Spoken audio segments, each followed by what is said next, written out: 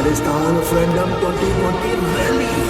शहीदां दे सरताज श्री गुरु अर्जन देव जी महाराज की शहादत ਤੇ ਜੂਨ 1984 ਦੇ ਸ਼ਹੀਦਾਂ ਦੀ ਯਾਦ ਵਿੱਚ 9 ਜੂਨ 2019 ਦਿਨ ਐਤਵਾਰ ਨੂੰ ਸਵੇਰੇ 11 ਵਜੇ ਸੈਨ ਫਰਾਂਸਿਸਕੋ ਸ਼ਹਿਰ ਵਿਖੇ ਰਿਮੈਂਬਰੈਂਸ ਮਾਰਚ ਤੇ ਫਰੀडम ਰੈਲੀ ਕੱਢੀ ਜਾ ਰਹੀ ਹੈ। ਕੈਲੀਫੋਰਨੀਆ ਦੀਆਂ ਸਮੂਹ ਪੰਥਕ ਜਥੇਬੰਦੀਆਂ ਤੇ ਗੁਰਦੁਆਰਾ ਕਮੇਟੀਆਂ ਵੱਲੋਂ ਸਮੂਹ ਸੰਗਤਾਂ ਨੂੰ ਖਾਲਸਾ ਰਾਜ ਦੀ ਮੁਕੰਮਲ ਪ੍ਰਾਪਤੀ ਲਈ ਇਸ ਮਾਰਚ ਵਿੱਚ ਸ਼ਾਮਿਲ ਹੋਣ ਦੀ ਬੇਨਤੀ ਕੀਤੀ ਜਾਂਦੀ ਹੈ। ਵਧੇਰੇ ਜਾਣਕਾਰੀ ਲਈ ਤੁਸੀਂ ਹੇਠ ਦਿੱਤੇ ਨੰਬਰ ਤੇ ਸੰਪਰਕ ਕਰ ਸਕਦੇ ਹੋ।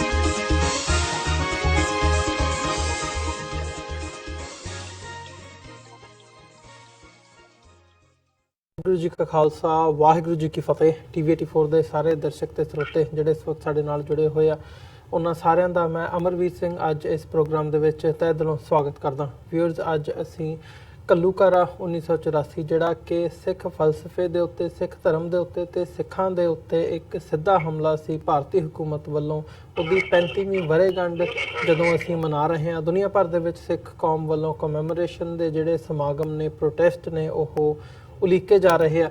ਇਸ ਮੁਕਾਮ ਤੇ ਅੱਜ ਅਸੀਂ ਇਸੇ ਵਿਸ਼ੇ ਨੂੰ ਚੁਣਿਆ ਕਿ ਇਸੇ ਦੇ ਉੱਤੇ ਅਸੀਂ ਗੱਲਬਾਤ ਕਰੀਏ ਕਿ ਜਿਹੜਾ ਇਹ ਹਮਲਾ ਕੀਤਾ ਗਿਆ ਸੀ, ਇਹਦਾ ਰੀਜ਼ਨ ਕੀ ਸੀ, 1947 ਤੋਂ ਬਾਅਦ ਤੋਂ ਲੈ ਕੇ ਕੀ ਮਾਹੌਲ ਬਣਿਆ 1984 ਤੱਕ, ਕਿ ਜਿਹੜੇ ਹਾਲਾਤ ਨੇ ਉਹ ਇਸ ਹੱਦ ਤੱਕ ਪਹੁੰਚੇ ਕਿ ਭਾਰਤੀ ਹਕੂਮਤ ਵੱਲੋਂ 1984 ਦੇ ਵਿੱਚ ਜਿਹੜਾ ਅਟੈਕ ਹੈ ਸਿੱਖ ਕੌਮ ਦੇ ਉੱਤੇ ਉਹ ਕੀਤਾ ਗਿਆ, ਤੇ ਉਸ ਤੋਂ ਬਾਅਦ ਜਿਹੜੀ ਅੱਜ ਤੱਕ ਦੇ 35 ਵਰ੍ਹੇ ਨੇ ਇਹ ਕਿਸ ਹਿਸਾਬ ਨਾਲ ਲੰਘੇ ਆ, ਤੇ ਅੱਜ ਜਿਹੜੀ ਸਿੱਖਾਂ ਦੀ ਸਟਰਗਲ ਹੈ ਉਹ ਕਿਸ ਮੁਕਾਮ ਤੇ ਖਲੋਤੀ ਹੈ। ਇਸ ਬਾਬਤ ਗੱਲਬਾਤ ਦੇ ਲਈ ਅੱਜ ਸਾਡੇ ਨਾਲ ਚੰਡੀਗੜ੍ਹ ਤੋਂ ਸਿੱਖ ਇਤਿਹਾਸਕਾਰ ਡਾਕਟਰ ਗੁਰਦਰਸ਼ਨ ਸਿੰਘ ਢਿੱਲੋਂ ਸਾਡੇ ਨਾਲ ਫੋਨ ਲਾਈਨ ਤੇ ਬਣੇ ਨੇ। ਆਓ ਉਹਨਾਂ ਨਾਲ ਮਿਲ ਕੇ ਅੱਜ ਦੀ ਇਸ ਵਿਚਾਰ ਚਰਚਾ ਦੀ ਸ਼ੁਰੂਆਤ ਕਰਦੇ ਹਾਂ। ਡਾਕਟਰ ਢਿੱਲੋਂ, ਤੁਹਾਡਾ ਸਵਾਗਤ ਹੈ ਜੀ। ਵਾਹਿਗੁਰੂ ਜੀ ਕਾ ਖਾਲਸਾ ਵਾਹਿਗੁਰੂ ਜੀ ਕੀ ਫਤਿਹ ਜੀ। ਤੁਹਾਨੂੰ ਵੀ ਵਾਹਿਗੁਰੂ ਜੀ ਕਾ ਖਾਲਸਾ ਵਾਹਿਗੁਰੂ ਜੀ ਕੀ ਫਤਿਹ। ਤੁਹਾਡੇ ਸਰੋਤਿਆਂ ਨੂੰ ਬੜੇ ਸਤਿਕਾਰ ਨਾਲ ਵਾਹਿਗੁਰੂ ਜੀ ਕਾ ਖਾਲਸਾ ਵਾਹਿਗੁਰੂ ਜੀ ਕੀ ਫਤਿਹ ਜੀ।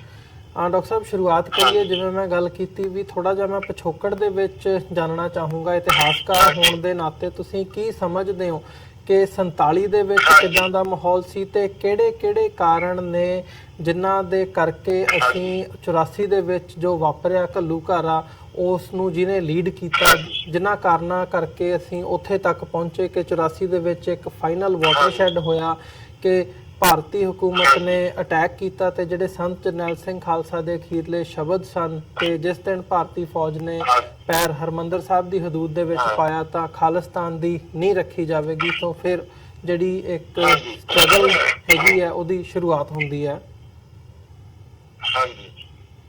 ਹਾਂਜੀ, ਦੇਖੋ ਗੱਲ ਇਹ ਆ, ਮੈਂ ਇਸ ਨੂੰ ਇੱਕ ਹੋਰ ਡਾਇਮੈਂਸ਼ਨ ਨਾਲ ਦੇਖਦਾ ਜੀ। ਇਸ ਧਰਤੀ ਦੇ ਉੱਤੇ ਜਿਹੜੀ ਹਿੰਦੁਸਤਾਨ ਦੀ ਧਰਤੀ ਹੈ, ਇਸ ਦੇ ਵਿੱਚ ਦੋ ਬੜੀਆਂ ਮਹਾਨ ਆਤਮਾਵਾਂ ਨੇ ਜਨਮ ਲਿਆ ਜਿਨ੍ਹਾਂ ਨੇ ਬਹੁਤ ਮਾਨਵਤਾ ਦੇ ਲਈ ਬਹੁਤ ਕੁਝ ਕੀਤਾ। ਪਹਿਲਾ ਮਹਾਤਮਾ ਬੁੱਧ, ਫਿਰ ਗੁਰੂ ਨਾਨਕ ਦੇਵ ਮਹਾਰਾਜ। ਜਿਹੜਾ ਮਹਾਤਮਾ ਬੁੱਧ ਸੀ, ਉਹਨਾਂ ਨੂੰ ਕਿਸ ਤਰੀਕੇ ਨਾਲ, ਕਿੰਨੀ ਵਾਇਲੈਂਸ ਨਾਲ ਹਿੰਦੂਇਜ਼ਮ ਨੇ ਇਸ ਮੁਲਕ ਦੇ ਵਿੱਚੋਂ ਕੱਢਿਆ। ਉਹਨਾਂ ਦੇ ਮਠ ਸਾੜ ਦਿੱਤੇ, ਉਹਨਾਂ ਦੀ ਲਾਇਬ੍ਰੇਰੀਆਂ ਸਾੜ ਦਿੱਤੀਆਂ, ਉਹਨਾਂ ਦੇ ਉੱਤੇ ਜ਼ੁਲਮੋ ਸਿਤਮ ਫਿਜ਼ੀਕਲੀ ਸਾਰੇ ਬੋਧੀਆਂ ਦੇ ਉੱਤੇ ਹੋਇਆ, ਕਤਲੋਗਾਰਤ ਕਰਕੇ ਉਹਨਾਂ ਨੂੰ ਇਸ ਮੁਲਕ ਦੇ ਵਿੱਚੋਂ ਕੱਢ ਦਿੱਤਾ ਗਿਆ। ਉਸ ਲੜਾਈ ਉਸ ਤੋਂ ਬਾਅਦ ਗੁਰੂ ਨਾਨਕ ਦੇ ਨਾਲ ਆ। ਇਹ ਲੜਾਈ ਅੱਜ ਦੀ ਨਹੀਂ ਹੈ, 500 ਸਾਲ ਤੋਂ ਗੁਰੂ ਨਾਨਕ ਦੇਵ ਮਹਾਰਾਜ ਨੇ ਜਿਸ ਵਿੱਚ ਨਹੀਂ ਪਾਣਿਆ, ਜਿਸ ਦਿਨ ਉਹਨਾਂ ਨੇ ਕਿਹਾ ਨਾ ਕੋਈ ਹਿੰਦੂ ਨਾ ਕੋਈ ਮੁਸਲਮਾਨ, ਉਸ ਦਿਨ ਤੋਂ ਗੁਰੂ ਨਾਨਕ ਦੇਵ ਮਹਾਰਾਜ ਦੇ ਖਿਲਾਫ ਹਿੰਦੂਇਜ਼ਮ ਲੜਾਈ ਲੜੇਗਾ। ਜਿਸ ਤਰੀਕੇ ਨਾਲ ਹਿੰਦੂਇਜ਼ਮ ਨੇ ਲੜਾਈ ਲੜੀ ਮਹਾਤਮਾ ਬੁੱਧ ਦੇ ਨਾਲ, ਮਹਾਤਮਾ ਬੁੱਧ ਨੂੰ ਇਸ ਮੁਲਕ ਦੇ ਵਿੱਚੋਂ ਕੱਢ ਦਿੱਤਾ, ਮਹਾਤਮਾ ਬੁੱਧ ਦੇ ਨਾਮੋ ਨਿਸ਼ਾਨ ਇਸ ਮੁਲਕ ਦੇ ਵਿੱਚੋਂ ਮਿਟਾ ਦਿੱਤੇ, ਔਰ ਉਸੇ ਤਰੀਕੇ ਦੇ ਨਾਲ ਉਸੇ ਕਿਸਮ ਦੀ ਲੜਾਈ ਗੁਰੂ ਨਾਨਕ ਦੇਵ ਮਹਾਰਾਜ ਦੇ ਖਿਲਾਫ ਹਿੰਦੂਇਜ਼ਮ ਲੜ ਰਿਹਾ। ਇਹ ਜਿਹੜੀ ਲੜਾਈ ਦਾ ਇੱਕ ਅੰਗ ਹੈ, ਲੜਾਈ ਦਾ ਇੱਕ ਭਾਗ ਹੈ। ਜਿਹੜਾ ਕਿ ਦਰਬਾਰ ਸਾਹਿਬ ਤੇ ਅਟੈਕ ਕੀਤਾ ਗਿਆ 1984 ਜੂਨ ਦੇ ਵਿੱਚ, ਉਹ ਐਡਾ ਬੜਾ ਘੱਲੂਘਾਰਾ ਜਿਸ ਨੂੰ ਨਾ ਭੁੱਲਿਆ ਜਾ ਸਕਦਾ ਨਾ ਮਿਟਾਇਆ ਜਾ ਸਕਦਾ। ਸੋ ਇਸ ਕਰਕੇ ਇਹ ਇੱਕ ਐਡੀ ਵੱਡੀ ਇਵੈਂਟ ਆ ਜਿਹੜੀ ਕਿ ਟਰਨਿੰਗ ਪੁਆਇੰਟ ਆ ਇਨ ਦੀ ਹਿਸਟਰੀ ਆਫ ਸਿੱਖਸ। ਸੋ ਨਾ ਸਿੱਖ ਇਸ ਨੂੰ ਭੁੱਲਣਗੇ ਨਾ ਇਸ ਨੂੰ ਭੁਲਾਉਣਗੇ। ਅਕਸਰ ਇਹ ਗੱਲ ਕਹੀ ਜਾਂਦੀ ਆ ਟੀਵੀ ਚੈਨਲਾਂ ਤੇ ਐਂਕਰ ਵੀ ਇੰਡੀਆ ਦੇ ਵਿੱਚ ਕਹਿੰਦੇ ਆ ਵੀ ਭੁੱਲ ਜਾਓ ਜੀ। ਮੈਂ ਉਹਨਾਂ ਨੂੰ ਬਹੁਤ ਵਾਰੀ ਇਸ ਗੱਲ ਦਾ ਜਵਾਬ ਦਿੱਤਾ ਹੈਗਾ ਕਿ ਸੋਮਨਾਥ ਦਾ ਮੰਦਿਰ 850 ਸਾਲ ਪਹਿਲਾਂ ਢਾਇਆ ਗਿਆ। ਕੀ ਇਹ ਹਿੰਦੁਸਤਾਨ ਦੇ ਹਿੰਦੂ ਉਸ ਗੱਲ ਨੂੰ ਭੁੱਲ ਗਏ ਆ? ਜਿਸ ਦਿਨ ਮੁਲਕ ਦੇ ਵਿੱਚ ਇਹਨਾਂ ਦੇ ਕੋਲ ਵਾਰਡੋਰ ਆਈ ਸੀ ਹੱਥ ਦੇ ਵਿੱਚ, ਸਭ ਤੋਂ ਪਹਿਲਾਂ ਕੰਮ ਇਹ ਵੀ ਕੀਤਾ ਸੀ ਜਿਹੜਾ ਹਿੰਦੁਸਤਾਨ ਦਾ ਹੋਮ ਮਿਨਿਸਟਰ ਸੀ ਉਸ ਵੇਲੇ ਪਟੇਲ, ਉਸ ਨੇ ਸੋਮਨਾਥ ਮੰਦਿਰ ਦੀ ਰਿਪੇਅਰ ਸ਼ੁਰੂ ਕਰਾਈ ਸੀ ਸਰਕਾਰ ਦੇ ਖਰਚਿਆਂ ਦੇ ਉੱਤੇ ਜੀ। ਅੱਜ ਇਹ ਬਾਬਰੀ ਮਸਜਿਦ ਜਾਂ ਹੋਰ ਜਿਹੜਾ ਵੀ ਇਤਿਹਾਸ ਹੈ ਭੁੱਲੇ ਨਹੀਂ। ਮੁਸਲਮਾਨਾਂ ਨਾਲ ਇਹਨਾਂ ਦਾ ਕੀ ਵਿਰੋਧ ਆ? ਸਿਰਫ ਇਹ ਹੀ ਵਿਰੋਧ ਆ ਕਿ ਉਹਨਾਂ ਨੇ ਸਾਡੀ ਪਰਸੀਕਿਊਸ਼ਨ, ਹਿੰਦੂਆਂ ਦੀ ਪਰਸੀਕਿਊਸ਼ਨ ਕੀਤੀ ਔਰ ਅੱਜ ਉਹ ਉਹਨਾਂ ਤੋਂ ਉਸੇ ਢੰਗ ਦੇ ਨਾਲ ਉਦੋਂ ਹੀ ਬੁਰੇ ਢੰਗ ਦੇ ਨਾਲ ਬਦਲਾ ਲੈ ਰਹੇ। ਸੋ ਇਹ ਮਤਲਬ ਜਿਹੜੀ ਕੌਮ ਆ ਹਿੰਦੂ ਕੌਮ, ਇਹ ਬੜੀ ਨਿਰਦਾਈ ਆ, ਇਹ ਬੜੇ ਮਤਲਬ ਜ਼ਾਲਮਾਨਾ ਢੰਗ ਦੇ ਨਾਲ ਆਪਣੇ ਦੁਸ਼ਮਣਾਂ ਨੂੰ ਟ੍ਰੀਟ ਕਰਦੇ ਆ। ਅੱਜ ਇਹਨਾਂ ਦੀ ਅੱਖਾਂ ਦੇ ਵਿੱਚ 550 ਸਾਲ ਤੋਂ ਗੁਰੂ ਨਾਨਕ ਦੇਵ ਮਹਾਰਾਜ ਰੜਕ ਰਹੇ ਆ ਜੀ। ਸੋ ਗੁਰੂ ਨਾਨਕ ਦੀ ਵਿਚਾਰਧਾਰਾ, ਗੁਰੂ ਨਾਨਕ ਦੇ ਇੰਸਟੀਟਿਊਸ਼ਨ ਨੂੰ ਇਹ ਮਲੀਨਾਵੇਟ ਕਰਨਾ ਚਾਹੁੰਦੇ, ਜਿਸ ਤਰੀਕੇ ਨਾਲ ਇਹਨਾਂ ਨੇ ਬੁੱਧਿਜ਼ਮ ਦੇ ਵਿਚਾਰਧਾਰਾ ਤੇ ਬੁੱਧਿਜ਼ਮ ਦੇ ਜਿਹੜੇ ਜਿੰਨੇ ਵੀ ਇੰਸਟੀਟਿਊਸ਼ਨ ਸੀ ਉਹਨਾਂ ਨੂੰ ਖਤਮ ਕੀਤਾ। ਤੋ ਇਹ ਜਿਹੜੀ ਇਵੈਂਟ ਆ 1984 ਦੀ ਉਸ ਲੜੀ ਦੇ ਵਿੱਚ ਇੱਕ ਅੰਗ ਹੈ, ਉਹ ਇੱਕ ਕੜੀ ਹੈ ਉਸ ਲੜੀ ਦੇ ਵਿੱਚ ਜੀ। ਤੋ ਇਹ ਮੈਂ ਸਮਝਦਾ ਜਦੋਂ ਮੈਂ ਕਿਤਾਬ ਲਿਖੀ ਸੀ ਇੰਡੀਆ ਕਮਿਟ ਸੁਸਾਈਡ, ਉਸ ਦੇ ਵਿੱਚ ਮੈਂ ਦਿੱਤਾ ਸੀ ਟਾਈਟਲ ਇਸ ਚੈਪਟਰ ਦਾ attack on the heart of Sikhism. Sikhism ਦਾ ਦਿਲ ਹੈ ਦਰਬਾਰ ਸਾਹਿਬ। ਦਰਬਾਰ ਸਾਹਿਬ ਉਸ ਰੈਵੋਲੂਸ਼ਨ ਦਾ ਐਪੀਸੈਂਟਰ ਆ ਜਿਸ ਆਈਡੀਓਲੋਜੀ ਨੂੰ ਗੁਰੂ ਨਾਨਕ ਦੇਵ ਮਹਾਰਾਜ ਨੇ ਇਸ ਧਰਤੀ ਦੇ ਉੱਤੇ ਲੈ ਕੇ ਆਏ। ਉਹ ਦਰਬਾਰ ਸਾਹਿਬ ਦੇ ਜ਼ਰੇ ਜ਼ਰੇ ਦੇ ਵਿੱਚ ਉਹਨਾਂ ਸ਼ਹੀਦਾਂ ਦੀਆਂ ਯਾਦਾਂ ਜਿਨ੍ਹਾਂ ਨੇ ਆਪਣੀਆਂ ਜ਼ਿੰਦਗੀਆਂ ਲਾਈਆਂ ਇਸ ਰੈਵੋਲੂਸ਼ਨ ਨੂੰ ਦੀ ਫੁਲਫਿਲਮੈਂਟ ਦੇ ਲਈ ਜੀ। ਇਹ ਗੁਰਦੁਆਰਾ ਹੈ, ਇਹ ਕੋਈ ਧਾਰਮਿਕ ਸੈਂਟਰ ਨਹੀਂ ਹੈ ਇਕੱਲਾ, ਇਹ ਸਪਿਰਿਚੁਅਲ ਸੈਂਟਰ ਵੀ ਆ ਔਰ ਨਾਲ ਦੀ ਨਾਲ ਰੈਵੋਲੂਸ਼ਨ ਦਾ ਸੈਂਟਰ ਹੈ। ਗੁਰੂ ਨਾਨਕ ਦੀ ਆਈਡੀਓਲੋਜੀ ਦਾ ਜਿਹੜਾ ਰੈਵੋਲੂਸ਼ਨ ਦਾ ਉਸ ਦਾ ਐਪੀਸੈਂਟਰ ਹੈ ਜੀ। ਇਸ ਕਰਕੇ ਉਹਨਾਂ ਨੇ ਜਾਣ ਬੁੱਝ ਕੇ ਪਲਾਨ ਕਰਕੇ ਸਿਸਟਮੈਟਿਕਲੀ ਇਸ ਦੇ ਉੱਤੇ ਅਟੈਕ ਕੀਤਾ ਜੀ। ਡਾਕਟਰ ਢਿੱਲੋਂ, ਜਿਵੇਂ ਅਸੀਂ ਜੇ ਉਸ ਟਾਈਮ ਪੀਰੀਅਡ ਦੇ ਵਿੱਚ ਦੇਖਣਾ ਹੋਵੇ ਤਾਂ ਮੀਡੀਆ ਦੇ ਵਿੱਚ ਜਾਂ ਗਵਰਨਮੈਂਟ ਵੱਲੋਂ ਇਹ ਗੱਲ ਬੜੇ ਜ਼ੋਰ ਸ਼ੋਰ ਨਾਲ ਕਹੀ ਗਈ ਜਾਂ ਪ੍ਰਚਾਰੀ ਗਈ ਵੀ ਪੰਜਾਬ ਦੇ ਵਿੱਚ ਟੈਰਰਿਜ਼ਮ ਬਹੁਤ ਵੱਡੀ ਤਾਦਾਦ ਦੇ ਵਿੱਚ ਹੈ, ਇੱਕ ਲਾਅ ਐਂਡ ਆਰਡਰ ਜਿਹੜੀ ਸਿਚੁਏਸ਼ਨ ਹੈ ਉਹ ਕ੍ਰੀਏਟ ਹੋ ਗਈ ਸੀ ਜਿਹਦੇ ਕਰਕੇ ਇਹ ਹਮਲਾ ਕਰਨਾ ਜ਼ਰੂਰੀ ਸੀ। ਤੁਸੀਂ ਕੀ ਸਮਝਦੇ ਹੋ ਜਿਹੜਾ ਨੈਰੇਟਿਵ ਤੁਸੀਂ ਦੇ ਰਹੇ ਹੋ ਜਾਂ ਜਿਵੇਂ ਤੁਸੀਂ ਇਹਨੂੰ ਵਿਚਾਰਧਾਰਾ ਦੇ ਨਾਲ ਜਾਂ ਸਿੱਖਜ਼ਮ ਦੇ ਉੱਤੇ ਇੱਕ ਹਮਲੇ ਦੇ ਤੌਰ ਤੇ ਦੇਖ ਰਹੇ ਹੋ, ਜਾਂ ਜਿਹੜੇ ਆਪਣੇ ਦਲੀਲਾਂ ਸਰਕਾਰ ਵੱਲੋਂ ਉਸ ਵਕਤ ਦਿੱਤੀਆਂ ਗਈਆਂ ਜਾਂ ਅੱਜ ਵੀ ਜਿਵੇਂ ਅੱਤਵਾਦ ਦੇ ਨਾਲ ਜੋੜਿਆ ਜਾਂਦਾ ਹੈ, ਉਹਨਾਂ ਨੂੰ ਤੁਸੀਂ ਕਿਵੇਂ ਰਿਸਪੌਂਡ ਕਰੋਗੇ? ਦੇਖੋ, ਸਰਕਾਰ ਤਾਂ ਉਹ ਇੱਕ ਆਈਡੀਓਲੋਜੀ ਨੂੰ ਰਿਪਰੈਜ਼ੈਂਟ ਕਰਦੀ ਆ ਜਿਹੜੀ ਪਹਿਲਾਂ ਕਾਂਗਰਸ ਪਾਰਟੀ ਵੀ ਸੀ, ਉਸ ਦੇ ਉੱਤੇ ਪੜਦਾ ਗਰਬਾ ਸੀਗਾ। ਅੰਦਰੂਨੀ ਤੌਰ ਤੇ ਸਪਿਰਿਟ ਉਹਨਾਂ ਦੀ ਸਿੱਖਾਂ ਪ੍ਰਤੀ ਉਹੀ ਸੀ ਕਿ ਸ਼ੁਰੂ ਤੋਂ ਹੀ ਇਹ ਗੱਲ ਕਹੀ ਗਈ ਹੈ ਕਿ ਸਿੱਖਾਂ ਨੂੰ ਕੁੱਟੋ ਤੇ ਲੁੱਟੋ, ਸਿੱਖਾਂ ਨੂੰ ਇਸ ਇਕਨੋਮਿਕਲੀ ਵੀ ਇਸ ਸਿਚੁਏਸ਼ਨ ਤੇ ਲੈ ਕੇ ਆਓ। ਸਾਡੇ ਸਭ ਤੋਂ ਵੱਡੀ ਜਿਹੜੀ ਸਾਡੀ ਦਾਤ ਵਾਲੀ ਕੁਦਰਤ ਨੇ ਪਰਮਾਤਮਾ ਨੇ ਦਿੱਤੀ ਪੰਜਾਬ ਤੋਂ ਦਰਿਆਈ ਪਾਣੀ ਸੀਗੇ, ਸਾਡਾ ਸਾਰੇ ਦਾ ਸਾਰਾ ਦਰਿਆਈ ਪਾਣੀ 75% ਪੰਜਾਬ ਦੇ ਵਿੱਚੋਂ ਲੈ ਗਏ ਨੌਨ ਰੈਪੀਡਿੰਗ ਸਟੇਟਾਂ ਦੇ ਵਿੱਚ, ਤਾਂ ਕਿ ਪੰਜਾਬ ਨੂੰ ਕੰਗਾਲ ਕਰ ਦਿੱਤਾ ਜਾਵੇ। ਹੁਣੇ ਗਵਰਨਮੈਂਟ ਦੀ ਰਿਪੋਰਟ ਆਈ ਆ, ਗਵਰਨਮੈਂਟ ਆਫ ਇੰਡੀਆ ਨੇ ਰਿਪੋਰਟ ਦਿੱਤੀ ਆ ਵੀ 20 ਸਾਲ ਦੇ ਅੰਦਰ ਅੰਦਰ ਪੰਜਾਬ ਰੇਗਿਸਤਾਨ ਬਣ ਜਾਏਗਾ ਜੀ। ਤੋਂ ਅੱਜ ਇਹਨਾਂ ਨੇ ਪੰਜਾਬ ਨੂੰ ਇਕਨੋਮਿਕਲੀ, ਪੋਲੀਟੀਕਲੀ, ਸੋਸ਼ਲੀ, ਰਿਲੀਜੀਅਸਲੀ ਤਬਾਹ ਕਰ ਰਿਹਾ ਹੈ। ਇਹ ਇਹਨਾਂ ਦਾ ਇੱਕ ਏਜੰਡਾ, ਇਹਨਾਂ ਦੀ ਆਈਡੀਓਲੋਜੀ ਦਾ ਇੱਕ ਪਾਰਟ ਆ। ਅੱਜ RSS ਦਾ ਜੇ ਕਿਸੇ ਨੂੰ ਡੇਂਜਰ ਹੈ ਹਿੰਦੁਸਤਾਨ ਦੇ ਵਿੱਚ, ਨਾ ਇਸਲਾਮ ਨੂੰ ਆ, ਨਾ ਕ੍ਰਿਸਚੈਨਿਟੀ ਨੂੰ ਆ, ਤਾਂ ਡੇਂਜਰ ਹੈ ਤਾਂ ਸਿੱਖਿਜ਼ਮ ਨੂੰ ਹੈ। ਤੋਂ ਅੱਜ ਮੈਂ ਤੁਹਾਡੇ ਰਾਹੀਂ ਤੁਹਾਡੇ ਸਰੋਤਿਆਂ ਨੂੰ, ਖਾਸ ਤੌਰ ਤੇ ਸਿੱਖ ਕੌਮ ਨੂੰ ਇਹ ਸੁਚੇਤ ਕਰਨਾ ਚਾਹੁੰਦਾ ਕਿ ਉਹ ਆਪਣੇ ਮਨੋਬਲ ਦੇ ਉੱਤੇ ਖੜੇ ਰਹਿਣ ਔਰ ਪਹਿਰਾ ਦੇਣ ਸਿੱਖੀ ਦੇ ਉੱਤੇ, ਗੁਰੂ ਨਾਨਕ ਦੀ ਵਿਚਾਰਧਾਰਾ ਦੇ ਉੱਤੇ ਪਹਿਰਾ ਦੇਣ। ਵਚਨਬੱਧ ਹੋ ਕੇ ਗੁਰੂ ਨੂੰ ਸਮਰਪਿਤ ਹੋ ਕੇ ਉਹ ਪਹਿਰਾ ਦੇਣ ਤਾਂ ਕਿ ਸਾਡੀ ਇੱਥੇ ਹਿੰਦੁਸਤਾਨ ਦੇ ਵਿੱਚੋਂ ਇਸ ਚੀਜ਼ ਨੂੰ ਪੱਕੇ ਤੌਰ ਤੇ ਖਤਮ ਨਾ ਕੀਤਾ ਜਾਵੇ ਜਿਸ ਤਰ੍ਹਾਂ ਤੁਸੀਂ ਕਿਸੇ ਨੂੰ ਖਤਮ ਕੀਤਾ ਹਿੰਦੂਆਂ ਨੇ। ਜੀ ਡਾਕਟਰ ਢਿੱਲੋਂ, ਜਿਵੇਂ ਤੁਸੀਂ ਇਹ ਸਾਰੇ ਬਾਰੇ ਗੱਲ ਕੀਤੀ ਹੈ, ਅਸੀਂ ਅਟੈਕ ਦੀ ਗੱਲ ਕਰਦੇ ਹਾਂ ਤੇ ਇਹਦੇ ਨਾਲ ਜਿਹੜੀ ਦੂਜੇ ਪਾਸੇ ਵਿਚਾਰਧਾਰਾ ਹੈਗੀ ਹੈ, ਹਿੰਦੂਤਵੀ ਵਿਚਾਰਧਾਰਾ, ਉਹਦਾ ਅਸੀਂ ਦੇਖਿਆ, ਤੁਸੀਂ ਵੀ ਉਹਦਾ ਜ਼ਿਕਰ ਕੀਤਾ ਹੈ, ਕਿਵੇਂ ਰਾਈਜ਼ ਹੋਇਆ ਪਿਛਲੇ ਸਾਰੇ ਦਹਾਕਿਆਂ ਦੇ ਵਿੱਚ, ਖਾਸ ਤੌਰ ਤੇ ਜੇ 84 ਤੋਂ ਬਾਅਦ ਦੀ ਗੱਲ ਕਰਨੀ ਹੋਵੇ, ਕਿਵੇਂ ਘੱਟ ਗਿਣਤੀਆਂ ਨੂੰ ਟਾਰਗੇਟ ਕੀਤਾ ਗਿਆ ਤੇ ਅੱਜ ਹੁਣ ਨਰਿੰਦਰ ਮੋਦੀ ਦੀ ਸਰਕਾਰ ਦੁਬਾਰਾ ਜਿਹੜੀ ਹੈ ਹਕੂਮਤ ਬਣਾ ਗਈ ਹੈ ਭਾਰਤ ਦੇ ਵਿੱਚ। ਸੋ ਜਿਹੜਾ ਇਹ ਹਿੰਦੂਤਵੀ ਦੀ ਆਈਡੀਓਲੋਜੀ ਦਾ ਰਾਈਜ਼ ਹੈ, ਇਹਨੂੰ ਤੁਸੀਂ ਕਿਵੇਂ ਦੇਖਦੇ ਹੋ 84 ਤੋਂ ਬਾਅਦ ਖਾਸ ਤੌਰ ਤੇ ਘੱਟ ਗਿਣਤੀਆਂ ਦੇ ਲਈ ਇਹਦੇ ਕੀ ਮਾਇਨੇ ਨੇ? ਦੇਖੋ, ਸਾਡੇ ਉੱਤੇ ਸ਼ੁਰੂ ਤੋਂ 47 ਤੋਂ ਲੈ ਕੇ ਹੁਣ ਤੱਕ ਅਟੈਕ ਹੁੰਦੇ ਆ ਰਹੇ। 47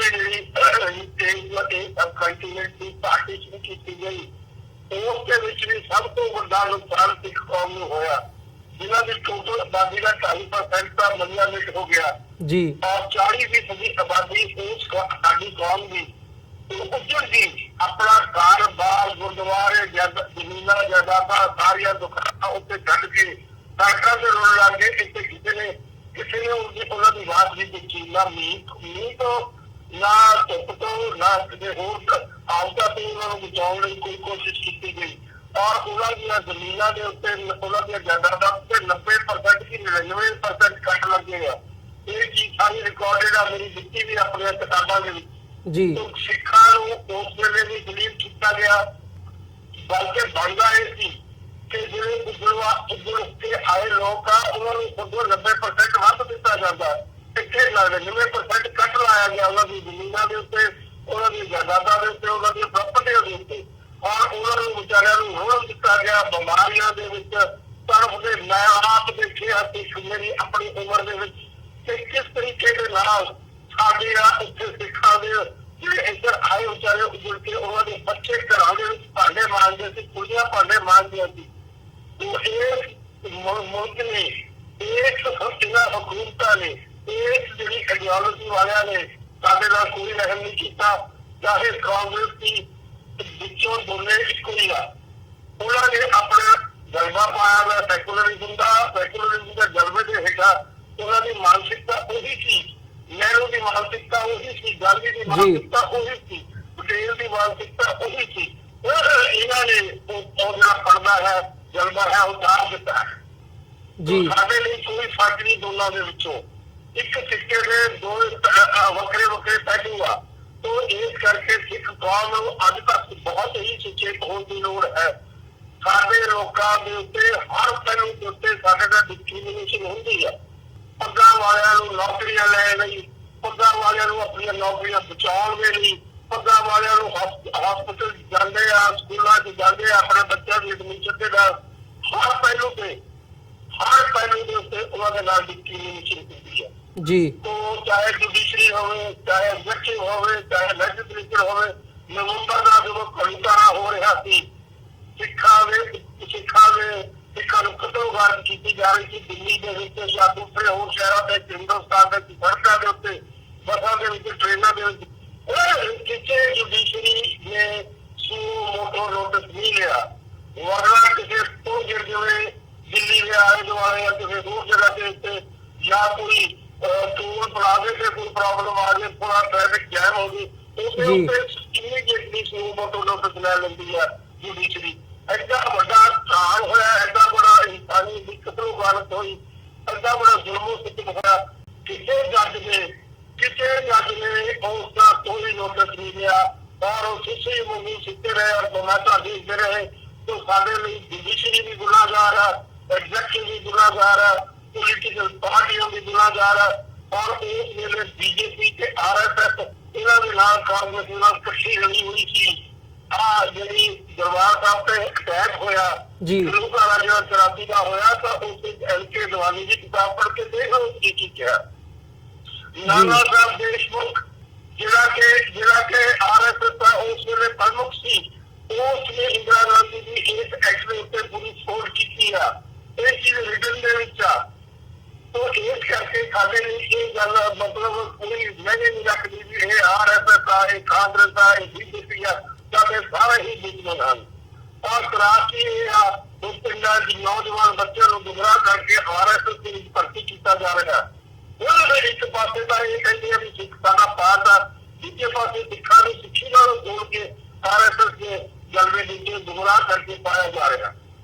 जी ਡਾਕਟਰ ਢਿੱਲੋਂ, ਜਿਵੇਂ ਤੁਸੀਂ ਵੀ ਜ਼ਿਕਰ ਕੀਤਾ ਹੈ ਕਿ ਮੀਡੀਆ ਦੇ ਵਿੱਚ ਵੀ ਅੱਜ ਦੀ ਡੇਟ ਦੇ ਵਿੱਚ ਜਾਂ ਸਰਕਾਰੀ ਦਰਬਾਰਿਓਂ ਇਹ ਗੱਲ ਆਉਂਦੀ ਹੈ ਕਿ 84 ਨੂੰ ਤੁਸੀਂ ਭੁੱਲ ਜਾਓ ਤੇ ਮੂਵ ਔਨ ਕਰੋ, ਅੱਗੇ ਵਧੋ ਇਸ ਪਾਰਟ ਤੋਂ, ਪਰ ਜਿਹੜੇ ਡਾਇਸਪੋਰਾ ਦੇ ਵਿੱਚ ਸਿੱਖ ਸੰਗਤਾਂ ਬੈਠੀਆਂ ਨੇ ਅੱਜ, ਉਹ ਅਮਰੀਕਾ ਕੈਨੇਡਾ ਦੇ ਵਿੱਚ ਹੋਣ, ਇੰਗਲੈਂਡ ਦੇ ਵਿੱਚ ਹੋਣ, ਇੱਕ ਮੂਵ ਚਲਾਇਆ ਜਾ ਰਿਹਾ ਹੈ ਪਿਛਲੇ ਸਾਲਾਂ ਦਾ, ਜਿਹਨੂੰ ਅਸੀਂ ਦੇਖ ਰਹੇ ਹਾਂ ਕਿ ਇਹਨੂੰ ਈਵਨ ਰਾਈਟਸ ਤੋਂ ਪਹਿਲਾਂ ਜੈਨੋਸਾਈਡ ਤੱਕ ਲੈ ਕੇ ਆਉਣਾ, ਵੀ ਇਹ ਰਾਈਟਸ ਨਹੀਂ ਸੀ, ਇਹ ਸਿੱਖਾਂ ਦੀ ਨਸਲਕੁਸ਼ੀ ਸੀ, ਜੋ ਅਟੈਕ ਵੀ ਹੋਇਆ ਦਰਬਾਰ ਸਾਹਿਬ ਤੇ ਫਿਰ ਜੋ ਨਵੰਬਰ ਦੇ ਵਿੱਚ ਵੀ ਹੋਇਆ, ਤੇ ਇਸ ਨੂੰ ਮੁੱਖ ਰੱਖਦਿਆਂ ਇਸ ਵਕਤ ਇੱਥੋਂ ਦੇ ਸੂਬਿਆਂ ਦੇ ਵਿੱਚ, ਅਮਰੀਕਾ ਕੈਨੇਡਾ ਦੇ ਵਿੱਚ ਵੀ ਜਿਹੜੀਆਂ ਸਟੇਟਸ ਵੱਲੋਂ ਪ੍ਰੋਕਲੇਮੇਸ਼ਨਸ ਹੋ ਰਹੀਆਂ ਨੇ, ਅਸੈਂਬਲੀਜ਼ ਤੱਕ ਪਹੁੰਚ ਕੀਤੀ ਜਾ ਰਹੀ ਹੈ, ਇਹਨੂੰ ਜੈਨੋਸਾਈਡ ਵਜੋਂ ਰੈਕੋਗਨਾਈਜ਼ ਕਰਨ ਦੇ ਲਈ, ਜਾਂ ਜਿਹੜਾ ਇਹ ਹਮਲਾ ਸੀ ਇਹਨੂੰ ਹਮਲੇ ਵਜੋਂ ਲੋਕਾਂ ਤੱਕ ਪਹੁੰਚਾਉਣ ਦੇ ਲਈ ਇੱਥੋਂ ਦੀਆਂ ਸਰਕਾਰਾਂ ਤੱਕ ਜਿਹੜੀ ਹੈ ਪਹੁੰਚ ਕੀਤੀ ਜਾ ਰਹੀ ਹੈ।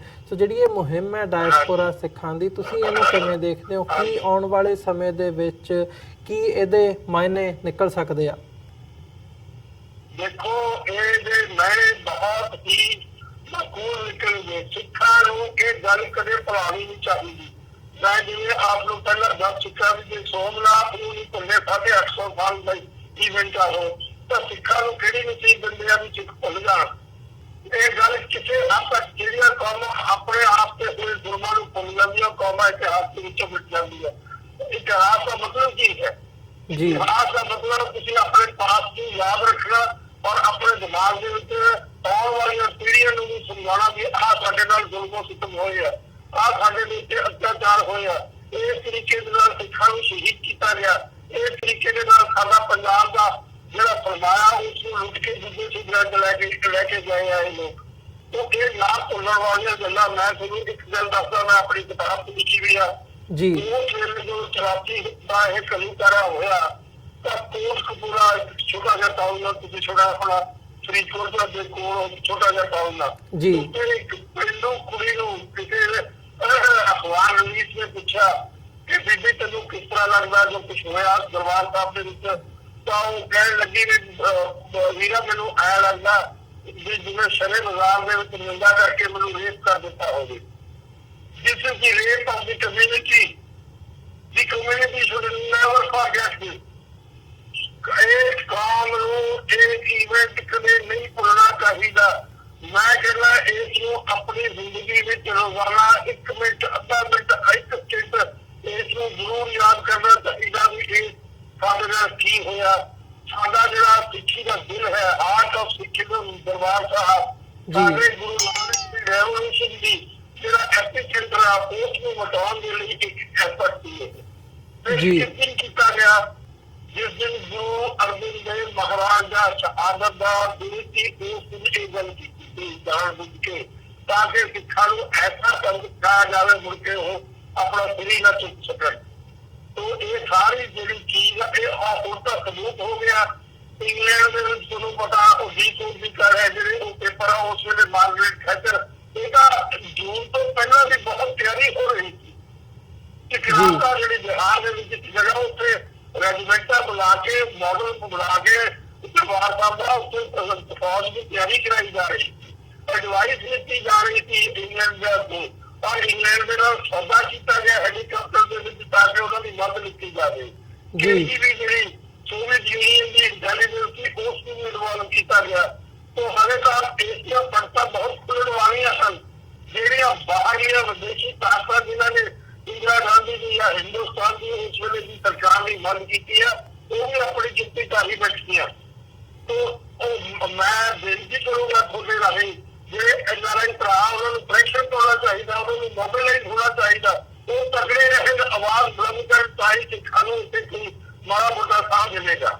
ਜੀ ਜੀ ਬਿਲਕੁਲ ਡਾਕਟਰ ਸਾਹਿਬ, ਜਿਵੇਂ ਤੁਸੀਂ ਗੱਲ ਕੀਤੀ ਹੈ ਜਿਹੜੇ ਬਾਹਰ ਸਿੱਖ ਡਾਇਸਪੋਰਾ ਹੈ ਉਹਨੂੰ ਜ਼ਰੂਰ ਇਸ ਸਾਰੇ ਤੇ ਫੋਕਸ ਕਰਨਾ ਚਾਹੀਦਾ ਤੇ ਜਿਹੜੀ ਇਹ ਮੁਹਿੰਮ ਹੈ ਉਹਨੂੰ ਜੈਨੋਸਾਈਡ ਰਿਕਗਨਾਈਜ਼ ਕਰਨਾ ਹੋਵੇ ਜਾਂ ਅਟੈਕ ਨੂੰ ਦੁਨੀਆ ਦੇ ਸਾਹਮਣੇ, ਕਿਉਂਕਿ ਜਦੋਂ ਅਸੀਂ ਦੇਖਦੇ ਹਾਂ ਜਿਹੜਾ ਨੈਰੇਟਿਵ ਹੈ, ਜਿਹੜਾ ਤੁਸੀਂ ਜ਼ਿਕਰ ਕਰਦੇ ਹੋ ਵੀ ਸਾਡੇ ਤੇ ਇਹ ਇੱਕ ਹਮਲਾ ਹੋਇਆ, ਸਿੱਖੀ ਦਾ ਜਿਹੜਾ ਸਪਿਰਿਚੁਅਲ ਕੇਂਦਰ ਵੀ ਹੈ ਤੇ ਪੋਲੀਟੀਕਲ ਕੇਂਦਰ ਵੀ ਹੈ, ਉਹਦੇ ਤੇ ਇਹ ਹਮਲਾ ਸੀ, ਪਰ ਸਾਡਾ ਜਿਹੜਾ ਪੱਖ ਹੈ ਉਹ ਲੋਕਾਂ ਤੱਕ, ਦੁਨੀਆ ਤੱਕ ਤਾਂ ਕੀ ਸਾਡੇ ਆਪਣੇ ਲੋਕਾਂ ਤੱਕ ਵੀ ਮੈਂ ਸਮਝਦਾ ਪ੍ਰੋਪਰਲੀ ਨਹੀਂ ਪਹੁੰਚ ਸਕਿਆ। ਜੇ ਇਸ ਪੁਆਇੰਟ ਦੀ ਗੱਲ ਕਰਨੀ ਹੋਵੇ ਵੀ ਸਾਡਾ ਜਿਹੜਾ ਪੱਖ ਹੈ ਉਹ ਲੋਕਾਂ ਤੱਕ ਪਹੁੰਚਾਉਣ ਦੇ ਲਈ ਜਾਂ ਬਾਹਰਲੀ ਦੁਨੀਆ ਤੱਕ ਪਹੁੰਚ ਕਰਨ ਦੇ ਲਈ ਕਿਹੜੇ-ਕਿਹੜੇ ਸਾਧਨ ਵਰਤੇ ਜਾ ਸਕਦੇ ਆ, ਖਾਸ ਤੌਰ ਤੇ ਜਦੋਂ ਅਸੀਂ ਮੀਡੀਆ ਦੀ ਗੱਲ ਕਰਦੇ ਹਾਂ, ਮੀਡੀਆ ਦਾ ਇਹਦੇ ਵਿੱਚ ਬਹੁਤ ਵੱਡਾ ਰੋਲ ਹੈ। ਕੀ ਸਮਝਦੇ ਹੋ ਇੰਡੀਵਿਜੂਅਲੀ ਵੀ ਤੇ ਜਥੇਬੰਦਕ ਤੌਰ ਤੇ ਵੀ ਤੁਸੀਂ ਕੋਈ ਸੁਝਾਅ ਦੇ ਸਕੋ ਇਸ ਬਾਬਤ? ਮੈਂ ਇਹ ਸਮਝਦਾ ਹਰ ਸਿੱਖ ਨੂੰ, ਕਿਸੇ ਖਿੱਤੇ ਚ ਵਸਦਾ ਸਿੱਖ, ਕਿਸੇ ਪ੍ਰਸ਼ਾਸਨ ਦੇ ਵਿੱਚ ਸਿੱਖ, ਉਸ ਨੂੰ ਇਹ ਗੱਲ ਲੋਕਾਂ ਨੂੰ ਦੱਸਣੀ ਚਾਹੀਦੀ ਹੈ ਵੀ ਇਹ ਤਰੀਕੇ ਦੇ ਨਾਲ ਸਾਡੇ ਤੇ ਜ਼ੁਲਮ ਸਿੱਖ ਹੋਇਆ 1984 ਜੂਨ ਦੇ ਵਿੱਚ ਜੀ। ਔਰ ਲਿਖਤਾਂ ਲਿਖਣੀਆਂ ਚਾਹੀਦੀਆਂ, ਕਿਤਾਬਾਂ ਲਿਖਣੀਆਂ ਚਾਹੀਦੀਆਂ, ਪਿਕਚਰਾਂ ਬਣਾਉਣੀਆਂ ਚਾਹੀਦੀਆਂ। ਇਸ ਟ੍ਰੈਜੇਡੀ ਦੇ ਉੱਤੇ ਦੂਸਰਾ ਜੂਨ ਦੇ ਨਾਲ ਹੋਇਆ ਸੈਲਫ ਦੇ ਹਮਲੇ ਦੇ ਜਿਸ ਤਰ੍ਹਾਂ ਜੂਨ ਦੇ ਕੀਤਾ ਉਸੇ ਤਰੀਕੇ ਦੇ ਨਾਲ ਮੈਂ ਸਮਝਦਾ ਹਰ ਗੁਰਦੁਆਰੇ ਦੇ ਵਿੱਚ ਇੱਕ ਐਗਜ਼ੀਬਿਸ਼ਨ ਹੋਣੀ ਚਾਹੀਦੀ ਆ। ਇਹ ਸਾਰੀਆਂ ਪੇਂਟਿੰਗ ਤੋਂ ਸਾਰੀਆਂ ਫੋਟੋਆਂ ਹਰ ਗੁਰਦੁਆਰੇ ਦੇ ਵਿੱਚ ਇੱਕ ਪਾਸੇ ਲੱਗਣੀਆਂ ਚਾਹੀਦੀਆਂ ਤਾਂ ਕਿ ਗੁਰਦੁਆਰਿਆਂ ਵਿੱਚ ਆਉਣ ਵਾਲੇ ਸਾਡੇ ਬੱਚੇ, ਆਉਣ ਵਾਲੀਆਂ ਸਾਡੀਆਂ ਜਿਹੜੀਆਂ ਪੀੜ੍ਹੀਆਂ ਉਹ ਅਸੀਂ ਦੇਖ ਸਕਣ ਵੀ ਕਿਸ ਤਰੀਕੇ ਦੇ ਨਾਲ ਸਾਡੇ ਜਿਹੜੇ ਬਜ਼ੁਰਗ ਸੀ ਉਹਨਾਂ ਨੇ ਇਹ ਜ਼ੁਲਮ ਕਿਸ ਕਿਹਾ ਬਰਦਾਸ਼ਤ ਕੀਤਾ। ਔਰ ਤਾਂ ਕਿ ਪ੍ਰੈਸ ਵਾਲਿਆਂ ਨੂੰ ਮਿਲਣਾ ਚਾਹੀਦਾ। ਦੂਸਰੇ ਪਾਸੇ ਜਿਹੜੇ ਹੋਰ ਵੀ ਬਾਹਰਲੇ ਵਿਦੇਸ਼ੀ ਜਿਹੜੇ ਹਿਊਮਨ ਰਾਈਟਸ ਦੀ ਗੱਲਾਂ ਕਰਦੇ ਆ ਉਹਨਾਂ ਨੂੰ ਦੱਸਣਾ ਚਾਹੀਦਾ ਕਿਸ ਤਰੀਕੇ ਦੇ ਨਾਲ ਸਾਡੀਆਂ ਹਿਊਮਨ ਰਾਈਟਸ ਵਾਲੀ ਹਿੰਦੁਸਤਾਨ ਦੇ ਵਿੱਚ ਕੀਤੀ ਹੋਈ ਹੈ 1984 ਜੂਨ ਦੇ ਵਿੱਚ। ਜੀ ਡਾਕਟਰ ਸਾਹਿਬ, ਤੁਹਾਡਾ ਬਹੁਤ-ਬਹੁਤ ਧੰਨਵਾਦ, ਤੁਸੀਂ ਵਿਚਾਰਾਂ ਦੀ ਸਾਂਝ ਇਸ ਇਸ਼ੂ ਦੇ ਉੱਤੇ ਸਾਡੇ ਨਾਲ ਪਾਈ ਹੈ। ਸੋ ਅੱਜ ਦੇ ਸ਼ੋਅ ਦੇ ਵਿੱਚ ਇੱਥੇ ਹੀ ਇਜਾਜ਼ਤ ਚਾਹਾਂਗੇ ਜੀ। ਫਤਿਹ ਦੀ ਸਾਂਝ ਪਾਈਏ। ਵਾਹਿਗੁਰੂ ਜੀ ਕਾ ਖਾਲਸਾ, ਵਾਹਿਗੁਰੂ ਜੀ ਕੀ ਫਤਿਹ। ਵਿਊਅਰਸ, ਉਮੀਦ ਕਰਦੇ ਹਾਂ ਅੱਜ ਦੀ ਸਾਡੀ ਇਹ ਗੱਲਬਾਤ ਤੁਹਾਨੂੰ ਪਸੰਦ ਆਈ ਹੋਵੇਗੀ। ਸੋ ਅੱਜ ਦੇ ਸ਼ੋਅ ਦੇ ਵਿੱਚ ਇੰਨਾ ਹੀ। ਜਾਂਦੇ ਤੁਹਾਡੇ ਚਰਨਾਂ ਦੇ ਵਿੱਚ ਬੇਨਤੀ ਕਰਦੇ ਹਾਂ TV84 ਨੂੰ ਅੱਗੇ ਵਧਾਉਣ ਦੇ ਲਈ, ਚੱਲਦਾ ਰੱਖਣ ਦੇ ਲਈ ਸਾਨੂੰ ਤੁਹਾਡੀ ਸਹਾਇਤਾ ਦੀ ਲੋੜ ਹੈ। TV84 ਨੂੰ ਡੋਨੇਟ ਕਰਨ ਦੇ ਲਈ ਤੁਸੀਂ ਸਾਡੀ ਵੈਬਸਾਈਟ www.tv84.tv ਤੇ ਜਾ ਕੇ ਸਾਨੂੰ ਡੋਨੇਟ ਕਰ ਸਕਦੇ ਹੋ ਤੇ ਮੰਥਲੀ ਡੋਨੇਸ਼ਨ ਦੇ ਲਈ ਪਲੇਜ ਕਰ ਸਕਦੇ ਹੋ। ਜੇ ਚੈੱਕ ਰਾਹੀਂ ਡੋਨੇਸ਼ਨਸ ਭੇਜਣੀਆਂ ਚਾਹੁੰਦੇ ਹੋ ਤਾਂ TV84 ਦੇ ਨਾਮ ਦਾ ਚੈੱਕ ਬਣਾ ਕੇ ਤੁਸੀਂ ਸਾਨੂੰ ਸਾਡੇ ਐਡਰੈਸ ਤੇ ਮੇਲ ਵੀ ਕਰ ਸਕਦੇ ਹੋ। 3601 37th ਐਵਨਿਊ, ਲੌਂਗ ਆਈਲੈਂਡ ਸਿਟੀ, ਨਿਊਯਾਰਕ 11101। ਵੈਬਸਾਈਟ ਇੱਕ ਵਾਰ ਫਿਰ ਦੱਸਦੇ ਹਾਂ www.tv84.tv।